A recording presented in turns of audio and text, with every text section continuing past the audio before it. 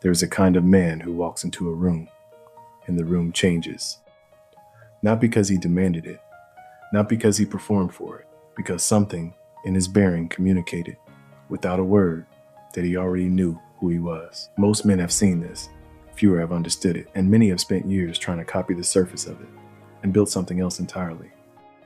What they built was arrogance. The distinction between arrogance and genuine confidence is one of the most consequential distinctions a man can understand, because they are not different degrees of the same thing. They are opposite things that look similar from a distance. Consider the architecture. Arrogance is outward. It requires an audience. It is built on comparison, the need to be seen as above, as better, as the one who has already figured it out. Remove the audience, and arrogance has nothing to stand on. It collapses into anxiety, because it was never about internal standing.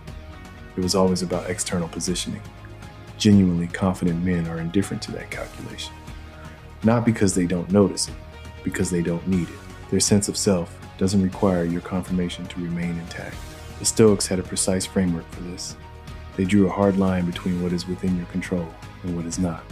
Reputation, others' opinions, how you are perceived, these are not within your control. The arrogant man spends his life trying to manage them anyway. The confident man invests that energy inward into what he can actually build and maintain. But here is what most men miss. Genuine confidence is not coldness. It is not aloofness. It is not refusing to acknowledge others as worthy of regard. The most deeply confident men are often the most respectful. Not because they are trying to appear humble, because they have nothing to prove. And a man with nothing to prove is free to be generous with his attention, his acknowledgement, his presence. That is the distinction worth holding. Arrogance must diminish others to sustain itself. Confidence has no such need. It can elevate the people around it and lose nothing.